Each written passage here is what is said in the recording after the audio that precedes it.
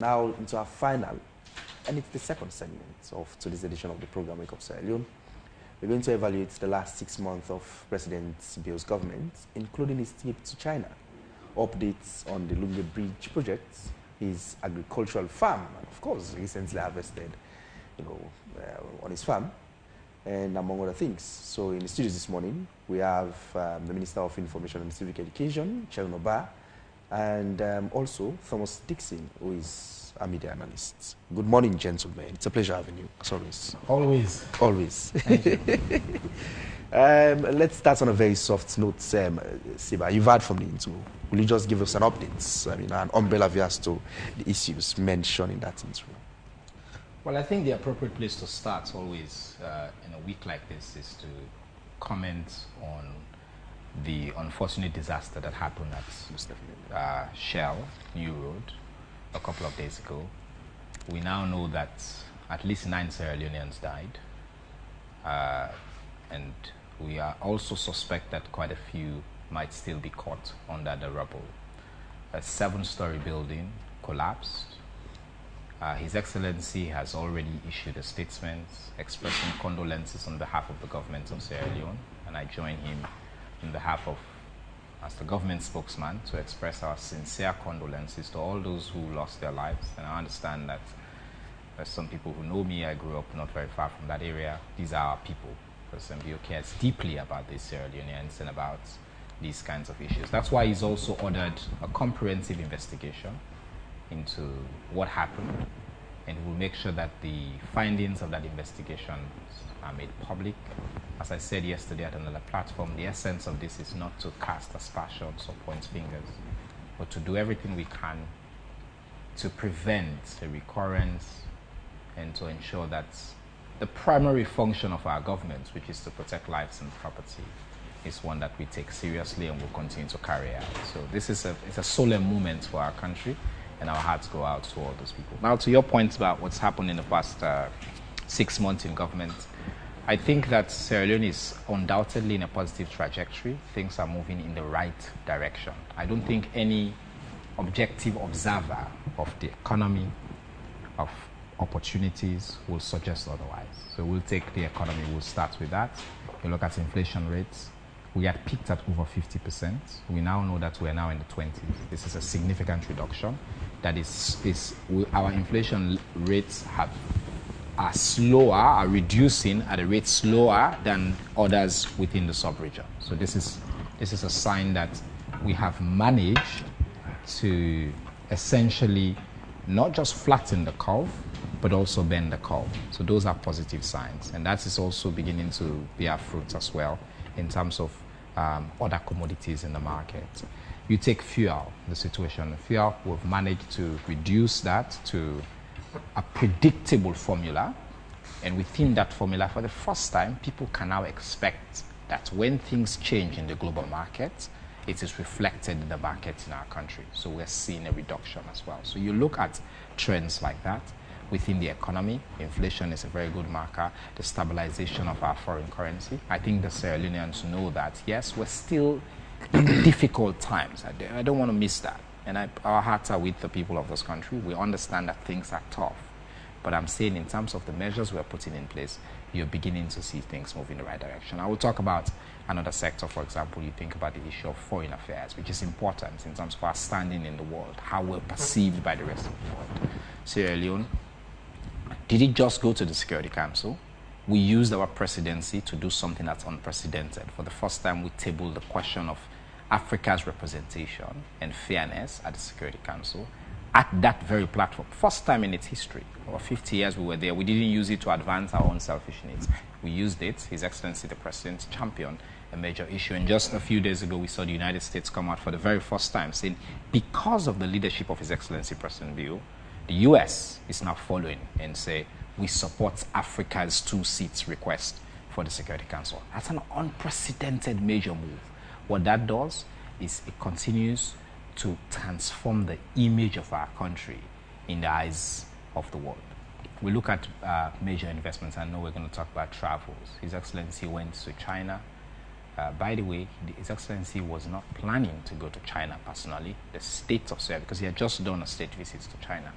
But the president of China reached out to His Excellency and said, for such an important meeting on China-Africa relations, the current president of the Security Council, because of your posture, your position as a leader, you need to be here. And he made personal overtures and changed his schedule so that he can make allowances for His Excellency. And when we went there, the press secretary's office has released a summary of some of the things that he was able to bring back, not just the fact that China's commitment of $50 billion to be spent in Africa over the next 3 years. Sierra Leone is positioned to get that.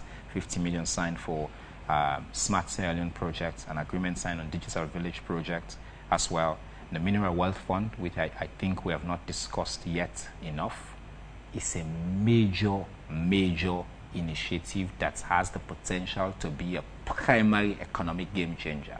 For eons in this country, we've all decried the fact that while we're blessed with such vast amounts of natural resources, we are recipients of only a paltry bit of the returns from those mineral wealth. What happens is, for example, in the last year, in terms of exploitation and export of our wealth, was about $1 billion. What did we get back in terms of returns? $25–30 million. That is a shame. That is modern day plunder.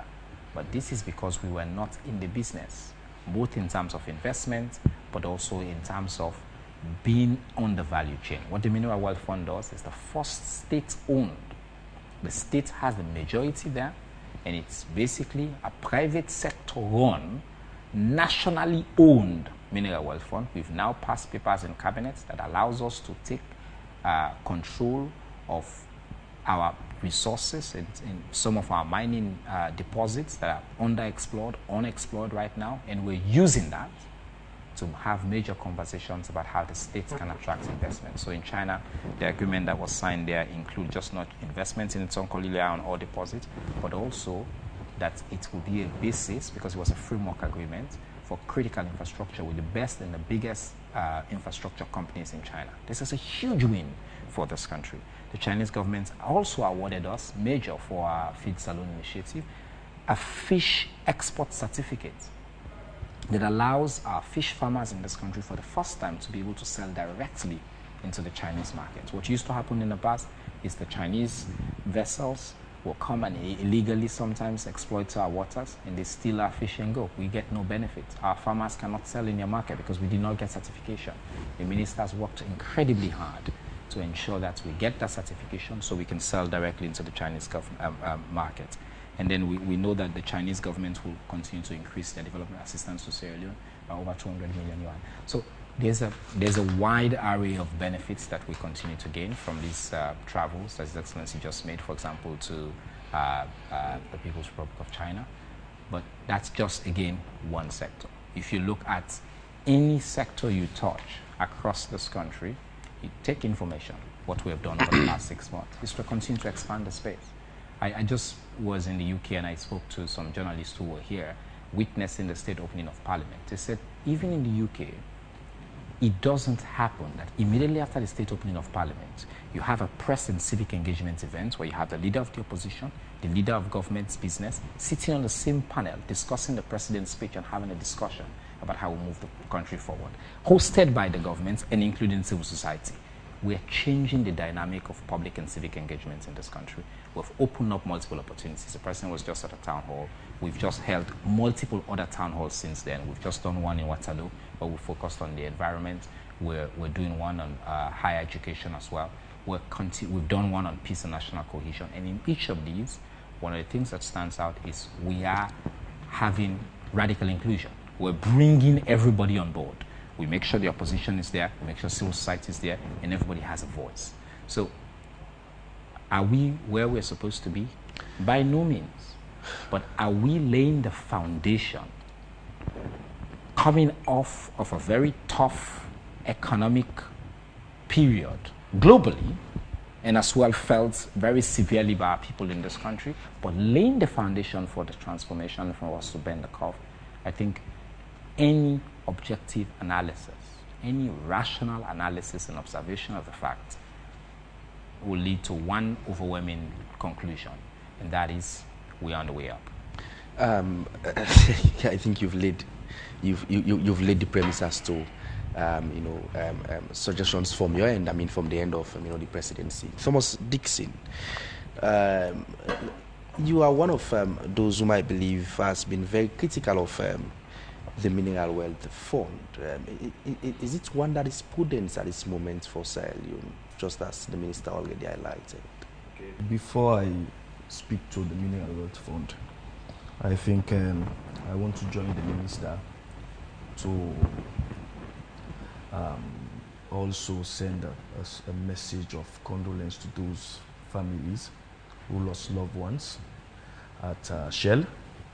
And I also want to commend those who are engaged in the exercise of rescue. And I want to use this platform to commend the National Disaster Management Agency for coordinating. And also I want to use the platform to commend JB Logistics, Gentle Group of companies. And this morning I have an information that the Marampa Mines is bringing in one of the largest cranes in the country to help in the process of rescuing those who are trapped in the rubbles. So I want to use this opportunity to send my condolence message to them, and I want to say that those who are in the hospital will continue to pray for them, and those who are in the rubbles, we hope and pray that they are still alive and that we'll get them out and get them recuperated and get them back on. As government has said that they are going to stage an investigation. We hope that this will be an investigation that will be fair, because we all know that we have very poor standards in this country, and which is the responsibility of government in, government out, to have improved the standards. Goods that we are buying have very poor standard. If you go to Standards Bureau, they lack some of the equipment. And if we talk about government protecting lives and property, these are some of the things that they should be investing in terms of protecting the life of the people. You can see more young people are dying from food poisoning.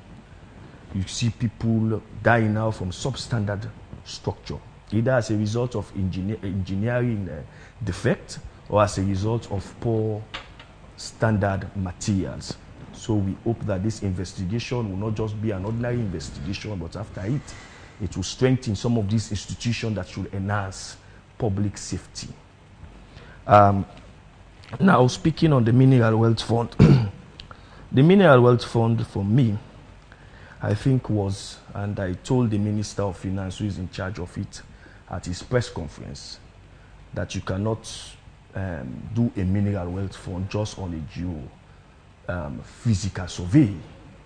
There are many surveys. Geophysical survey will give you indicators of minerals here and there.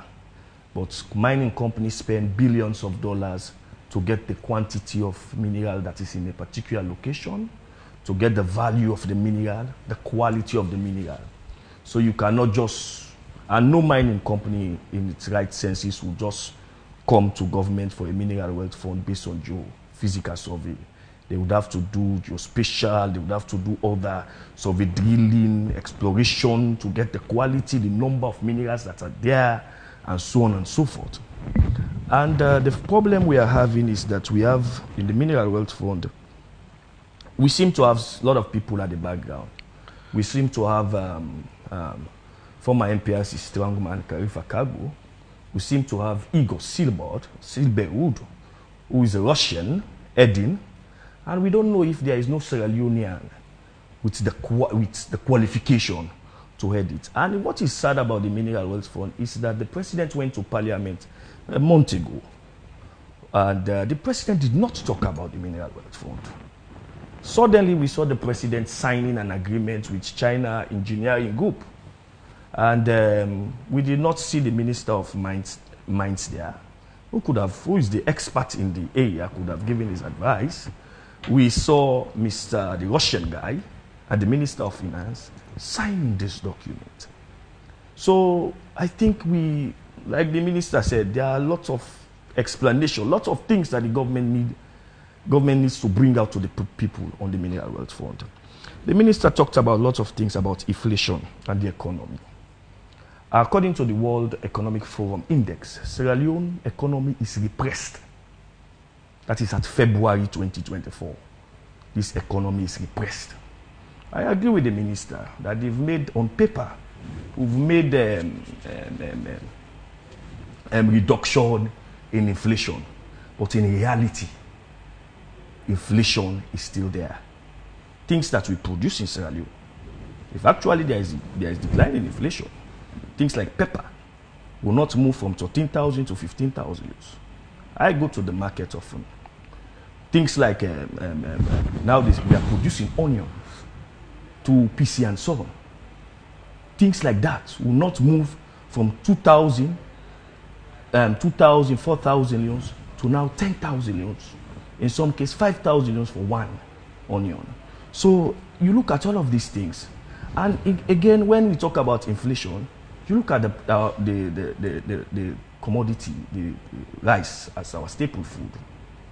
We are promised that when they put the charges on rice, the tax on rice, it will not lead to increase in prices. But what we've seen by the Minister of Finance, Fatamadi, he said that on radio and here on AYV, that the 5% tax on rice will not lead to increase. Government would have to, in fact, government own the stores. Big talk. At the end of the day, reality is rice has moved from 800,000 euros a bag to now over 1 million euros a bag. And it all depends on the quality of rice you want. If you want more quality of rice, you have to spend at least 1.5 million euros to get the best quality of rice to eat. So the people are suffering. We cannot have an economy that is better on paper, and in the pots and pockets of people, the economy is not better. He talked about the traveling foreign bilateral relationship of the president. In 6 months, President Bio has traveled 15 times. I have the records here, and I will give them. On the 1st of March, President, some of this traveling, let me state it clearly, some of this traveling are statutory. Some of the traveling are discretionary.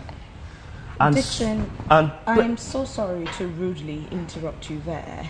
We'll continue this conversation in a moment, but we're joining our colleague Nabri Bangura in London to give us an update of the president's activity there in London. All right, Thomas Dixon, before we went on that to join our team in London, you were making a submission. You can continue now in your line of thoughts. Yes, I was saying that I should make this clear, that some of the traveling of the president are statutory.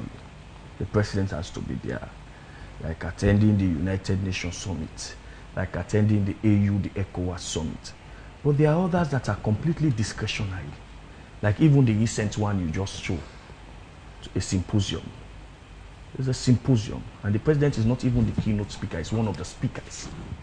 It's not even, I've checked the website, he's not even the keynote speaker, he's one of the speakers. But as time progresses, I will give the name of the keynote speaker.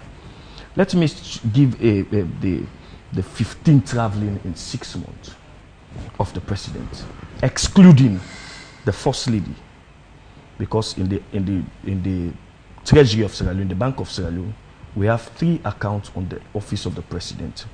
You have the special interest account to the secretary to the president. You have accounts tag overseas and local traveling. Then you have another account, office of the first lady, meaning all what the president is enjoying belong to the people of Sierra Leone.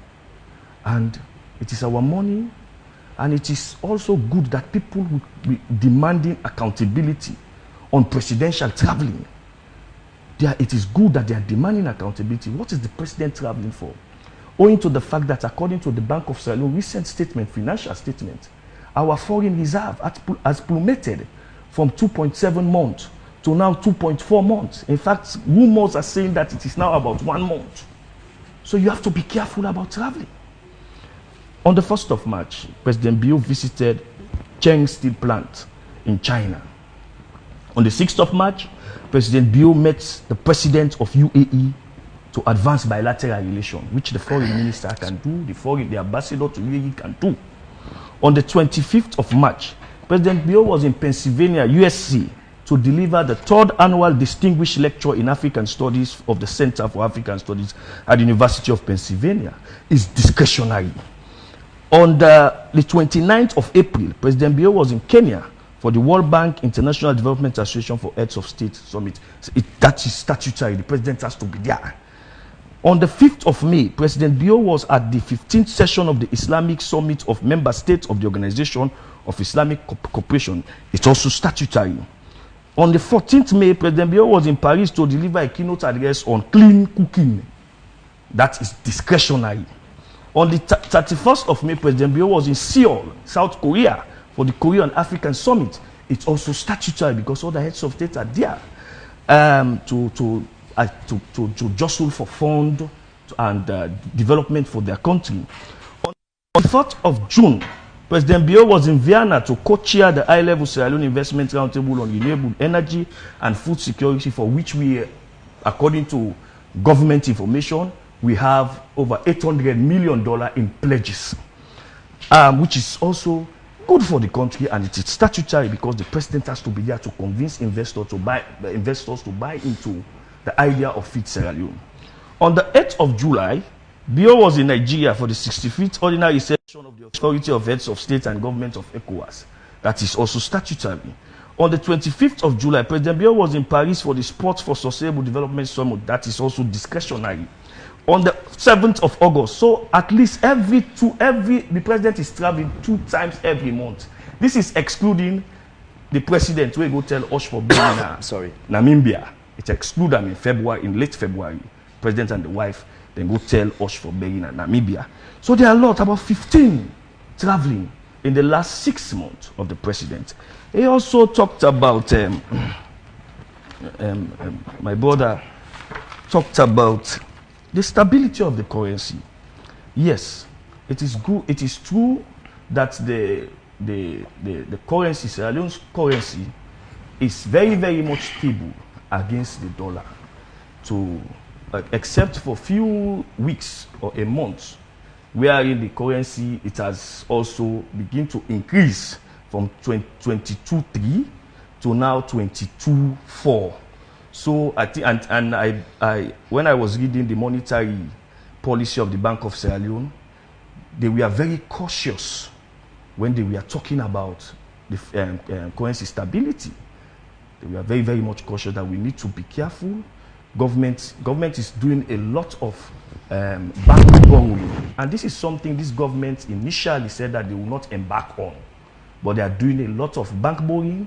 It is understandable. It's also helping the banks, according to the Bank of Sierra Leone statement. It's also government is using it to pay people. So these are the things the minister talked about, and we have to note that when it comes to inflation on food, we should also know that, according to WFP, 82% of Sierra Leoneans are food insecure. 18% are severely food insecure. These are reports, public reports, that are out there. So if the president, for example, is saying that I'm doing fine on agriculture, I'm doing fine on the economy, I should be able to feel it in reality. It is not about talking it. It's about actualizing it in the lives of the citizens of the country. Dixon, when the minister was making his submission, well, from what he said in the studio plus all that government communicates out there, their position is we're not there, but we're making progress. And they allude certain benefits to the president's travels. Does that suffice to qualify for progress made? Of course, you can say, nobody will say that we've not been making progress in some sectors. But we've also not been making progress in other sectors. We've been making progress in some, we've not been making progress in other sectors. And I think it's good. I will not sit here and say the president has not done, the government has not done anything. But we are talking about a government that has spent 6 years in office. They should not be telling us that, we are making baby steps, we are putting the blocks. We believe that they should have put the blocks in the first inning. They should have made the baby steps in the first inning. Now we should be making giant strides. We should not be 82% food insecure. We should not be struggling with some of the health indicators. Go online, see the health indicators. Have the right it's a government. Did we have the right foundation as a nation for this level of accelerated progress and development that you speak of? If we had the right foundation, well, Sierra Leone was moving. Sierra Leone was moving. We had our problems, but Sierra Leone was moving. We had the government came. They said that they will fight corruption. They said they are going to fight corruption to weed out corruption. What we've seen is that they fight corruption elsewhere, and they fail to concentrate on corruption on themselves. We saw when the Auditor General, for example, said that he's going to investigate the office of the president. And look at some of these travelings. The problem of the Auditor General is to look at some of this traveling, and some of which he found forged receipts. And he has become somebody that we should celebrate. We are now maligning her because of what she did. This is what is happening in the country. There are areas you will say, okay, this country, Sierra Leone is a developing country, and the president did not meet much, but we are making progress. But there are areas, the president told us in his manifesto that in 6 months he will transform the economy of this country. He should not be telling us, giving us excuses. He said it. He knew what he saw before 2018. He knew what he saw, and he told us in 6 months the economy of this country will transform. But in reality, what happened? The economy became very, very much worse for the people of this country. The president makes several promises. He even talked about reducing traveling in the SLPP manifesto, New Direction manifesto of 2018. He said he will not be traveling, and Esbai Kuroma spent about $4 million in traveling. In just 5 years, the president spent the government spent $28 million on traveling. And mark you, the Japanese helped us to build an hospital for $16 million at Lungi. $28 million could give us 2 modern hospitals in this country. There's quite a lot to talk about and touch on. Let's come back to the minister. Lungi Bridge. For over 2 decades, from late President Ahmed Tijan Kabah of blessed memory to Ernest Kuroma to now Madabiu, there's Lungi Bridge. And what we read from news is in 3 months it should be up. What's the assured update on Lungi Bridge? Because too much information is flying around. I was wondering at some point whether I was just here to listen, and I'll have a chance to have my bite since I'm keeping my eyes on the time. And you would. My dear brother from the Albert Academy, I'm very proud to see that he's wearing his colors of the greatest academic institution in Sierra Leone. Thank you. So I can see that he's done some research, but I think it is my job as his senior to point out the discrepancies in his research. I respect that, sir. Put out here just now. When he was speaking, he mentioned... You would, please, but just touch on the Lungi Bridge, and then you end with his responding to what you wanted to respond to his issue. Is a commitment that the government has made. If you say that news is flying around, as one of the premier media houses in the country, the only authoritative voice on news in this country should come from the government and our official channels. The last time we issued a press release on this subject was in 2023, and we outlined exactly the steps that had been taken in that press release, and we had announced, so there's not been anything new. What happened is recently, some people took that same press release, started sharing it around to essentially cause chaos.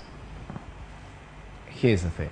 The best judge of somebody's future action is their past action. President Bio is deeply committed to that elusive dream long before President Bill became president here, Emerson sang Lungi Bridge past the world dawn, past the rapture. This has become an elusive dream. There's a reason it's been a complex, difficult project. The last feasibility study puts the cost at over $1 billion. What President Bill does not want to do, and he will not do, is to mortgage the entire economy of this country to build one bridge. He doesn't want to do that. We did that in the 80s. We wanted to host the OAU summit here. We spent like we were drunken sailors. And what happened? After the pomp and pageantry of the ECOWAS summit, the OAU summit here, what happened? The economy collapsed. It's an expensive venture. It requires sane, steady, economic decisions. I can assure you that some of the conversations we're having, including on the Mineral Wealth Fund, which my brother pointed out here, are to ensure that we have the right economic tools to deliver on that promise responsibly and in the best interest of this country. It's very important for people to understand that. Complex conversations are ongoing. The company, in that press release I released last year, the architectural company is one of the best in the world. The China Railway, which is one of the largest and most formidable, have come and they've done studies. The conversations are now around the financing model. And this is why the Mineral Wealth Fund should be something that we're excited about as Sierra Leoneans, because it gives us the opportunity to see, without going to borrow now on our current asset that we have, we can borrow maybe or mobilize resources based on unexplored and unexploited mineral wealth that we have, the natural resources that we have, to make major infrastructural investments in the country. So I can assure the people of this country, as President Bill has said repeatedly, George him when he's done. And this is a commitment that he's made. So as I was pointing out, my brother mentioned travels.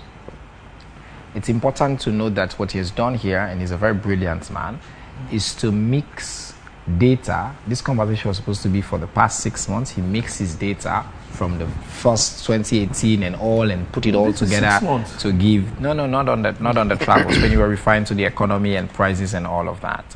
On travels, for example, the first trips he mentioned UAE and China in March.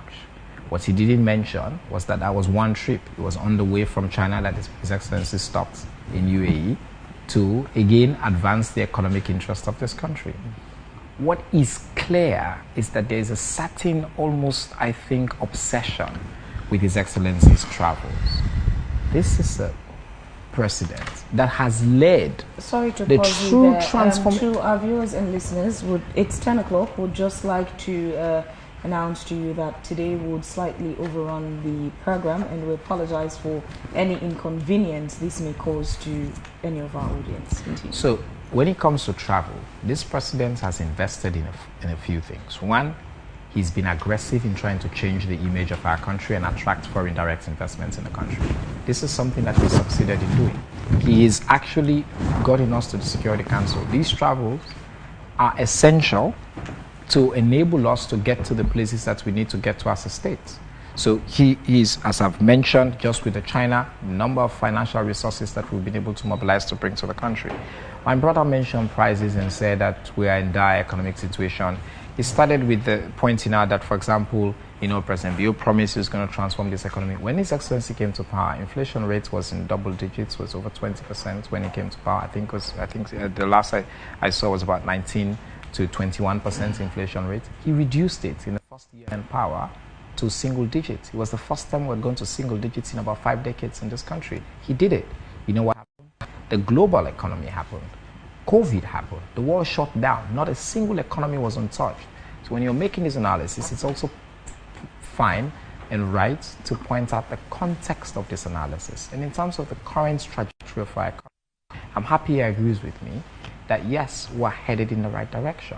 We're not perfect, as you rightly pointed out. There are a lot of things. But if you mention health, for example, which he mentioned in passing, we have been awarded for being the country that has reduced maternal mortality at the fastest rate in the world. fastest rate. We've bent the entire curve completely on maternal mortality. And now His Excellency has announced we're going to do the same thing with child mortality. Take education. We have achieved gender parity in terms of enrollment and 100% enrollment in general in terms of our school system. This is a country, when we were growing up, literacy rates were about, before President Bill came here, literacy rates were still in their 40s and 50% in this country. He is changing that in a very radical way. That is laying the foundation. And I'm happy you pointed out that the foundations of this country were always weak. He mentions WFP data, which is interesting. What I want to challenge him to do is to compare that data to before President Bill came to power, when we had the fastest growing economy, when we had an iron ore boom. What did WFP said, even at that time, about food security in this country and where people are? So what you should look at, and this is what any smart statistician will tell you, is you're not looking at station, you're looking at trajectory. You don't look at Usayude, you look at Usayude head. And by that measure, His Excellency's government is performing incredibly well and laying the foundation. And things are still tough, and I agree with my brother. We feel that pain. And some of us are in government because we want to contribute to transforming, we want to contribute to changing how things are. So I think that I want to invite folks who are talking about travels and, President likes to travel, to put it in context. I like when he was pointing out, many of the travels that people point out are statutory travels. He has to go there because he's a chairman of the C10. You know, one of the things he didn't mention is President Biu went as well to Burkina Faso. The entire world relies on him to be the mediator for the military coups that are happening within the subcontinent. He's playing a leadership role, elevating the status of our country. So I think those contexts are really critical. And when you put those contexts when you put those things in context, you will see very clearly that actually there's no daylight between what we're both saying, which is things are bad, are tough, but the government has put in place intentional strategies. And one more thing he mentioned that I didn't get a chance to talk about is the Mineral Wealth Fund. I had at one point he mentioned that there's a Sierra Leonean playing a lead role in Mr. Kaifa Kagbo, and at another point he said he doesn't know whether a Sierra Leonean is capable of playing the role because he mentioned a certain person that he referred to as Russian. What I will say about the Mineral Wealth Fund is you have to understand, and I by the way, I put my hand up on one thing. We have not yet provided as much information on the Mineral Wealth Fund as we ought to, and we're working on that. We'll come out and really explain to the public, because I think it's something that my brother Thomas will be, eventually, I think you will own that, you'll be proud of it, because it's saying we all take responsibility for our own mineral wealth and we push it forward. But government doesn't have the technical and all the capacity to do it well. So what we're doing with the Mineral Wealth Fund is we're partnering with private sector actors who have experience and expertise with government ownership. So we hire consultants, we hire people with the experience and the expertise to work on this Mineral Wealth Fund so that we can actually accrue the dividend that we're supposed to accrue.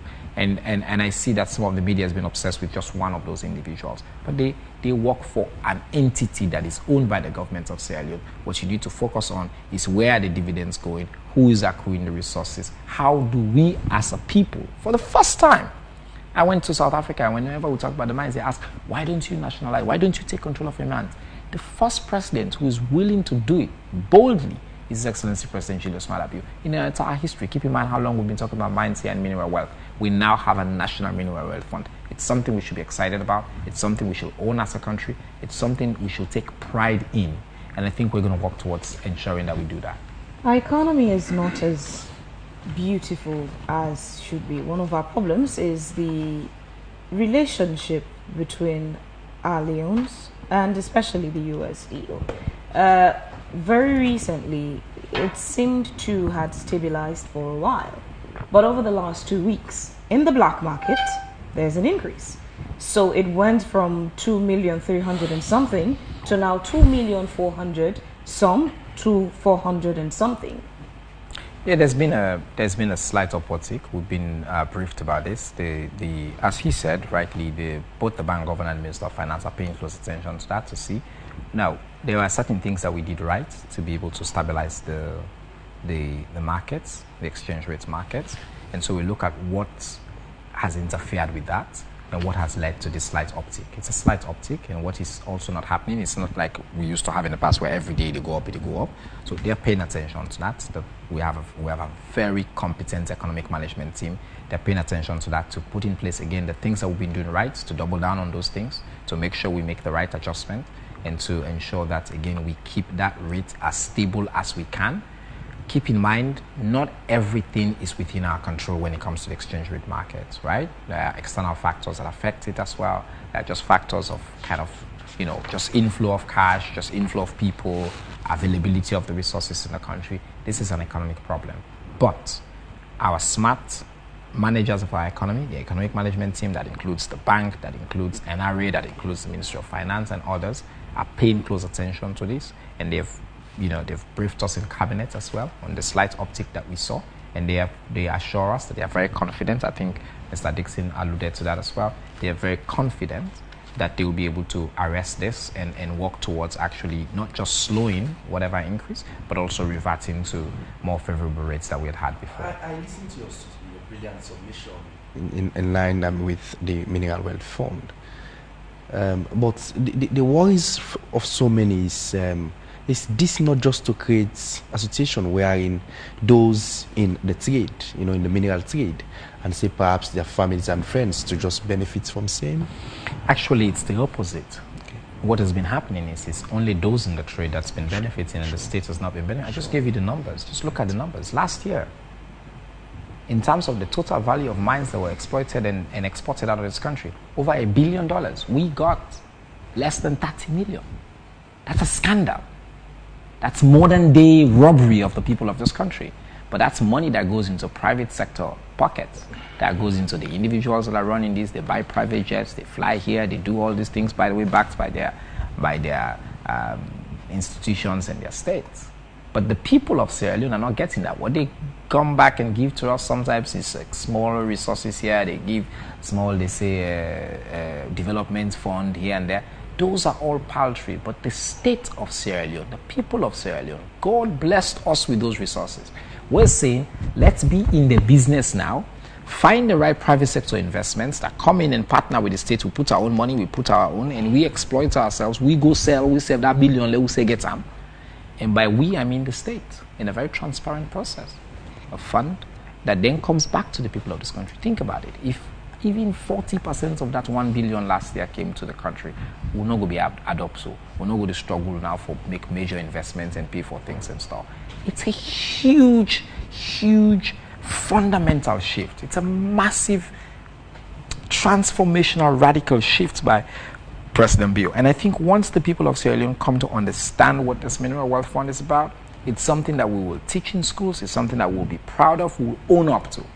Because it's really about us taking responsibility for our own resources and benefiting directly from it. Not somebody come like and do back in the day, then they can and give you mirror. Watch yourself, then they say, not touch the diamond, and take it and put on a pan, then go. They get millions and they give us cents. That's what we're trying to change.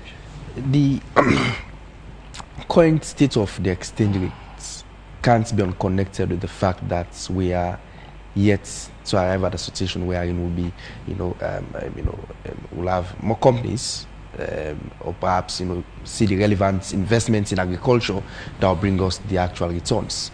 Just a couple of days ago, in the farm of presidents, we were told the presidents, the livestock he has there, the chickens, they produce about 7,000 eggs on a daily basis, and it's quite huge. But in spite of same, there are many other farmers in country, also poultry farmers, who have similar structures, just as same. But there are many problems they are faced with in terms of policy and what have you. Are we seeing, is the president, being that the president is now in that trade, are we seeing a situation wherein, there will be a favorable, conditions, for particularly other farmers who also dwell in that direction? Yeah, because it sends hope to those farmers. Yeah, as I much think as the they also point of employ it. what His Excellency did was to inspire us all. inspire the people of this country and show. So are you into farming quickly? Me not full man. So we are into animal farming. Animal farming. My sure. grandfather was the largest warrior owner in Bond district, both on the island and the mainland. My father was the director of livestock in the Ministry of Agriculture until earlier this year when he retired. I used to work with your father, by the way. Exactly, when he retired. So we have a very proud heritage of animal farming, and that's something that I'm investing in and I'm continuing. I've just secured some additional pieces of land. I'm trying to buy and invest more into cows. That's my family heritage. That's who I am. So for me, that's very clear. On my mom's side, they do vegetable farms in Jimmy Bagbo and stuff, but that's something as well I'm supporting different cooperatives to be able to do. But the point is, President Bill understands, and I think both Mr. Dixon and Fabian mentioned the idea of the challenges in terms of food security.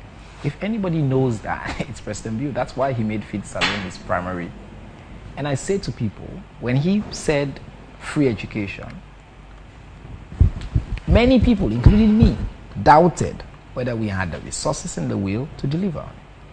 He, by any objective measure, for goodness sake, he is a champion of transforming education. Globally recognized, he spends 22% of his budget, 9% of the GDP on education.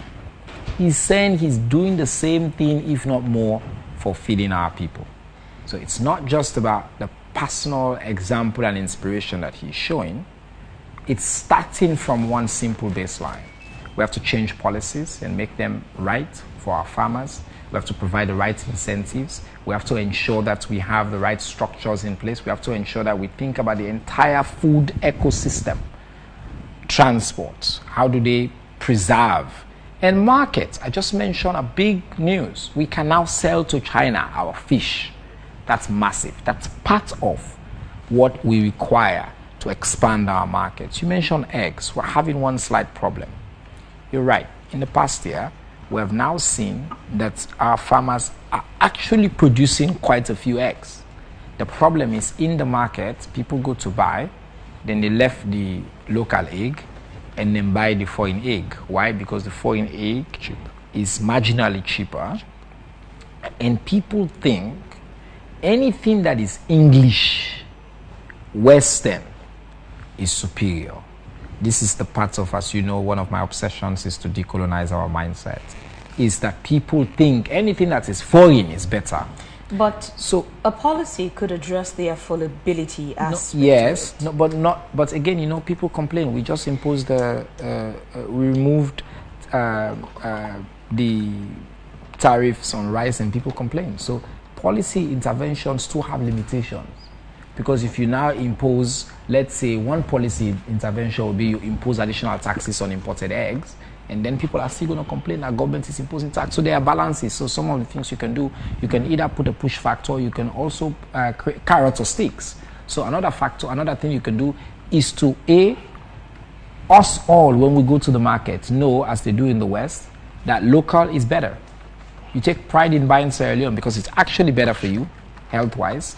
It's actually more, the protein content of it is superior. So if you buy, because it's demand and supply game, right? If the foreign egg, the Canada, the poil, the price, the we own price, they become better, because we know so farmer then get incentive for produce more. It's an economic game. So that's one of the things we need to do, is to really impress on the minds of Sierra Leoneans that when you're buying that foreign egg, you're supporting a farmer somewhere. It's not a farmer in Sierra Leone. You're supporting a farmer in a country that's not ours. When you buy this one, you pay that small premium, you support. But we also need to provide additional incentives to our farmers as well, to make sure that people know that it will be available in a predictable fashion. Because it's not just like you have an increase in production today and tomorrow you want to go buy the same egg in a day. So you want to make sure that it's there, there's a flow, they have a market, we can start distributing as well to major houses that use eggs and things like that. So there are different factors that the Minister of Agriculture is looking at. You cannot take out of the conversation the role affordability plays in this. No, it is. But affordability is not just about government intervention. I had a conversation with someone who was praising one of the local brands of made in Salon sardines. Yes. And, well, they're not paying us to advertise, so we would not mention brands. But Someone was praising a made in Sierra Leone sardine. One of the things the person said, two things. One, it's more affordable. It's cheaper than the imported sardines. Yeah. Secondly, the person said, in that tin of sardine, the sardine fishes are bigger and more in quantity. So you're buying it cheaper and you're getting more sardines in it. So I'll tell you, what you're pointing out is simple economics. In the case of SAPCO, it's a private business that has made the investment and that has figured out. Unfortunately, it wasn't even the brand you mentioned, but continue in your submission. Or whatever the sardine brand is. It's a private business, so that means somebody is manufacturing it, that have made that investment, that has looked at the factors of the market. Things like egg, you're talking about the entire distribution of the market, and they have a major competition in terms of there's an influx of still a lot of eggs, and those ones are really cheaper. While ours are expensive because of the cost of production and the cost of bringing it to the market, because of the cost it takes for that farmer to even get that one chicken. And so what we're saying is, what we need to do is to provide additional incentives that we're doing now, and we're beginning to see that happen. So the farmers will produce more, cheaper rates, get their returns. You know, the more the idea of you're gonna get more if you can sell more, and how they sell more is if people now start buying from them. If you decide you go to the market, if just 20% of the population decide now that every time I go to the market I'm going to buy from a local farmer, I'm going to buy the local eggs, what that is going to do is it's going to put more money in the pocket of the local farmer, and that alone will lead to an aggregate decrease in the prices. So these factors are interconnected. That's what I'm saying. In the case of a private investor, you can afford to look at the market and study it and do your packaging and all that, and make that initial investment and then sell. But even if you look at that, even with the sardine, for now, a lot of Sierra Leoneans still choose to buy the foreign brands. So we have to continue to, and this is a big part of the Feed Salon program that I'm working with the minister now that we must do, to engage the people of this country that for Feed Salon to happen, we need to love Salon and we need to buy Salon. Because it's those combination of things that will lead to us appreciating the value of our own local product and supporting our local farmers, and they will get better returns as well. Dixon, we're rounding off. The minister said there is certain obsession about the traveling of the president. I think when travel of the president becomes so fashionable that the president travel for fun, it is bound on the citizen to be obsessed. He said that in the whole year they reduced inflation to 8 months. I want to make slight correction. In 2020, inflation was reduced in April, in a month, for just 1 month to a single digit, and went up again. Inflation, President Bio met inflation in 2018 at 14%. Even when it is down now, it's at 34%. In the 20s now, actually. Oh, it's at 34%. 28% now. Okay, that's according to the latest Bank of Sierra Leone statistics. It's 34% that is out in the public. And the minister said that the traveling of the president is to improve the image. I always say this: you cannot improve the image of Sierra Leone if we still have bad, poor health sector, we still have bad roads, people are still struggling with the economy, people are in dire poverty. You cannot improve what image are you improving?